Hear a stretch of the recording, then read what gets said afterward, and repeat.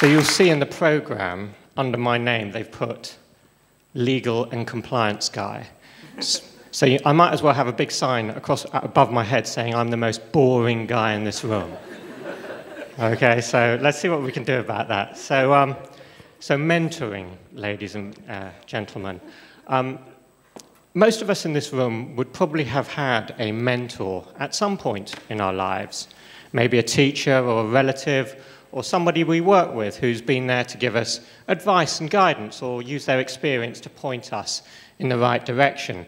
I mean, that's how we think of traditional mentoring, where the mentor is somebody older and wiser with a lot of experience to pass on, and the person they're mentoring is someone younger with less experience but who's hungry to learn.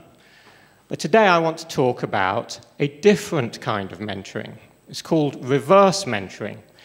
And to explain what reverse mentoring is, I would like to introduce you to my own reverse mentor. So, ladies and gentlemen, say hello to Anthony. Hello. Hi, Anthony.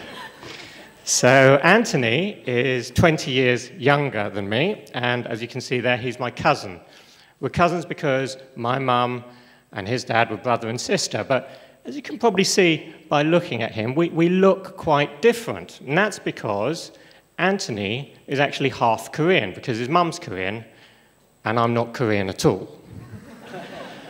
So, because of the age gap, and because we look quite different, whenever we're together, when he was this age, I really hated being asked the question, how do you guys know each other? Because when I said we were cousins, nobody believed me. They either thought I was joking or that I was kidnapping him. Okay, and just to reassure you guys, especially you in the front row, I'm not a kidnapper, okay? And if I was a kidnapper, this would be the last guy I'd choose as a victim. Because I know he looks all sweet there in his tie and his flower in his shirt sitting in church. Don't be fooled by that picture for 1 second, ladies and gentlemen. You're looking at the devil there. You're looking at trouble with a capital T. I mean, this guy was a real pain in my butt. He was always arguing with me, he was always challenging me, always talking back. Now, some people have said the same thing about me. And when I say some people, I mean anybody who's ever met me. Now, that's because I'm an insurance lawyer, you see, so it's my job to argue and talk back and generally be a pain in the butt to people. So they mean it as a compliment in my case, right? But in this guy's case, not so much. But as I say, Anthony became my reverse mentor. So let me tell you how that happened. Well, I first met Anthony back in 2003. He was just a little bit younger than this at the time. He was 8 years old. And his life was in a very sad place because his father, my Uncle David, was unfortunately dying of cancer.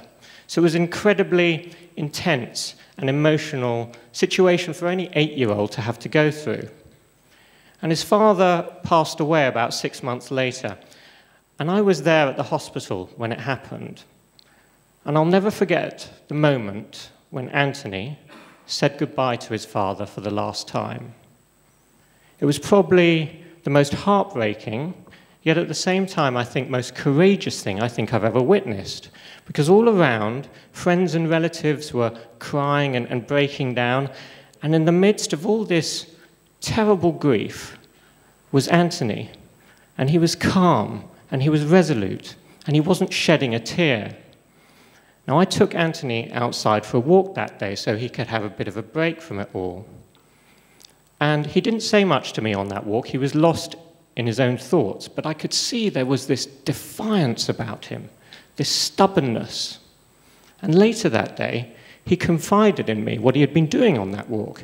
He'd actually been making a promise to his father that he would grow up to be the best human being that he could be, that he would make his father proud. And that was the first life lesson that I learnt from Anthony, my 8-year-old cousin, how to react to tragedy, how to face tragedy in the eye, but not give in to it, how to carry on, you never forget, but you don't make excuses. And so that day, the day of his father's death, was the day that Anthony became my reverse mentor. And in the years that followed, I started to spend more and more time with Anthony because I get the day off on Saturday, but his mum has to work. So on Saturdays, we used to do stuff together.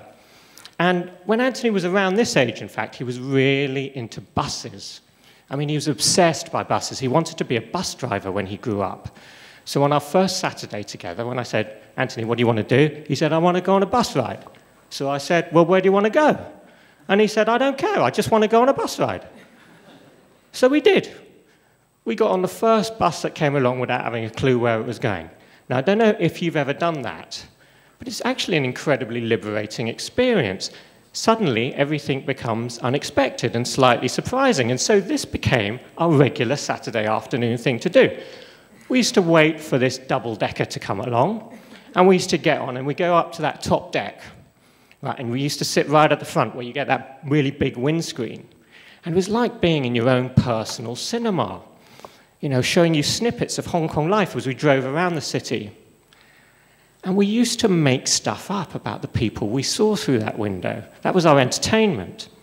And that led to some of the most bizarre conversations I've ever had in my life because of the way Anthony thought. So there was this one time I remember, Anthony points out the window and he says, what do you think that woman's carrying in her bag? And I started off with a really boring answer. I said, I think it's a watermelon, Anthony. And then he replies, I think it's her husband's head. I think she's cut it off and she's going to sell it somewhere. And there's loads of brains and blood in there. Trouble with a capital T. Anyway, I started to get into it. I said, no. I don't think she's going to sell it. I think she's going to go bowling with it. And this delighted Anthony, so I continued. Yeah. She was so angry with her husband, going out bowling every night with his friends, she comes home last night, lops off his head. And today, she's going to use it as a bowling ball. And when she gets a strike, she says something really cool like, knock 'em dead, darling. And we used to go on like this all afternoon, like letting our imaginations just run wild, like two kids, or in my case, kind of an adult-sized kid. And I'd forgotten how to do that. It was as if as I'd grown older and I'd crammed my head full of all these experiences and opinions, it had crowded out my imagination. But being with Anthony, it kind of reconnected me to the childlike imagination I once had. Those bus rides were also really filled with a sense of fun. Now, I remember it was around this time that I got my first smartphone. I had no bloody idea how to use the thing. I mean, I still struggle. I was struggling just then when Carrie was telling us to take photos with it. But anyway, on these bus rides, Anthony used to take possession of my smartphone to show me how it worked, which in translation meant him surfing the internet and looking at stuff which an 8-year-old really shouldn't have been looking at. And I remember there was this one joke video he found, which always sticks in my head. It was of this Italian man who goes to London on holiday. And because of his strong Italian accent, he kept mispronouncing English words, so they sounded really rude. Right, so this Italian man, he goes into a restaurant, sits down at a table, and a beautiful waitress comes over, and the Italian man looks at her and he asks, "Can I have a fork?" Only fork comes out as a different word because of his accent, yeah? So the waitress slaps him, he gets thrown out the restaurant. Or he goes up to his hotel room. The bed's unmade, so he rings reception. He says, "I want to have a sheet on my bed." Only sheet sounds like a different word, so he gets thrown out of the hotel. And that was the running joke throughout this video. And you've got to remember, we're on a public bus here. So people are looking at us. Or more to the point, they're looking at me because I'm the older one, right? So I make some half-hearted attempt to scold Anthony, but to be honest with you, I'm too busy wetting myself laughing. And, you know, me scolding Anthony, it never had a place in our relationship. I wasn't his father, I was his cousin. And that meant we were equals in his eyes. And that's why he was always challenging me and arguing with me. And I think that's why I got so much out of the relationship.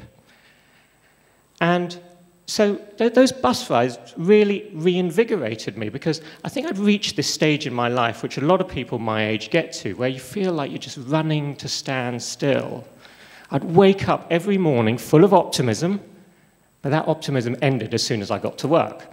And it was as far as just going through the motions. But after those bus rides started, something strange started to happen. I started to use my imagination more. I started to question processes at work, which I'd always just blindly followed.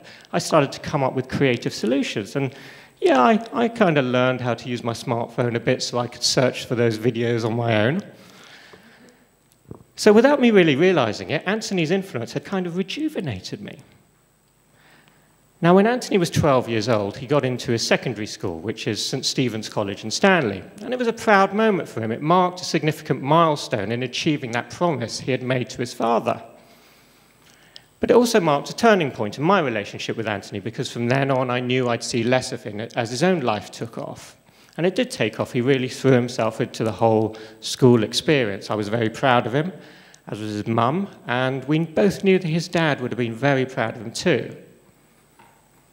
Now, if things had really gone according to plan with the organisation for this talk today, right about now, I'd point to Anthony in the audience, I'd make him stand up so you could see what he looks like today, and we could all have a good laugh, and I could embarrass him, get some of my own back for all the embarrassment he caused me on those bus rides. But unfortunately, Anthony couldn't make it today. He died when he was 15 years old. A random bout of scarlet fever took my wonderful cousin from this earth. And even saying that now, I still feel that utter sense of disbelief that I felt at the time. There were no words of consolation I could offer his mother, who, having lost her husband, had now lost her son. And all I could feel inside was this anger, this burning rage at the unfairness of it all. But then I remembered how Anthony had reacted to his own father's death, that calm assurance he had shown, that promise he had made. And I realized that even though he was no longer with me, he was still mentoring me. He was showing me how I should be reacting to his own passing. He was being the light in my darkness. And so I made my own promise that day. I promised to fully adopt everything Anthony had taught me, to completely unleash the imagination that he had reconnected to me to across every aspect of my life. Now, I had always wanted to write, ladies and gentlemen. That had always been a childhood dream of mine. But I'd never started because of all the excuses that people like me make. I don't have time. The chances of getting published are so remote. Why even bother? But then again, I remembered what Anthony had taught me on those bus rides, how it's not the destination that matters, it's the journey that counts. So what if I never got published? At least I would have had the experience of writing a novel. All I had to do was start. All I had to do was get on the bus. So I did. I started to write. And I loved the entire process. I lost myself completely in my own imagination. It was as if I was on that bus again with Anthony, making things up about the people we saw through that window. And my novel, well, it did get published. It won a prize, in fact. And it became the bestseller in Hong Kong for a while, all of which was great, but nothing beat the thrill that I experienced in writing it. And I would never have done it if it hadn't been for Anthony influencing me and reverse mentoring me. Now, ladies and gentlemen, the human brain doesn't actually reach its full state of maturity until a person's 25 years old. Until that moment, we all have this natural, childlike imagination and creativity where we're always asking questions and seeing the world as if it's anew. But as we get older, we lose that. We form our own opinions and gain our own experience, and those puts limits around our imagination.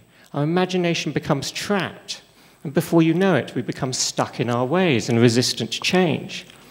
You look at the leaders across our society in every field, there aren't that many of them who are 25 years old and under. They're all in their 40s or their 50s. So the very people we need to be at their most imaginative are in fact at their least creative point in their lives. And that's a problem for us. And that's a problem for us because we need them to combine their experience with imagination, because that combination is the recipe for creative thinking. That combination is the optimal problem-solving mindset. So how do we do that? How do we reconnect someone like me to the childlike imagination that I once had? We do it with a dose of this guy. We do it by exposing people to my cousin Anthony. We give people reverse mentors. Reverse mentoring actually teaches you how to look at the world like a young person again, how to ask questions, how to ask what if and why, how to see new possibilities. Reverse mentoring is actually nothing more than 2 generations doing their creative thinking together as equals, just like Anthony and I did on those bus rides, with the younger generation removing the limits on the possibilities available and the older generation using their experience to turn those possibilities into reality. But there's one other vital element that reverse mentoring brings to the creative process. Probably the most vital element, in fact, and that's a sense of fun. When I look back on those bus rides with Anthony, they were filled with the most bizarre conversations I think I will ever have in my life. But they were also filled with a lot of laughter and a lot of fun. And that will always be the lasting memory that I have of my cousin Anthony, of the sheer fun and the joy that we shared when we were together. And I'd like to thank you all for allowing me to share some of those memories with you today. Thank you very much.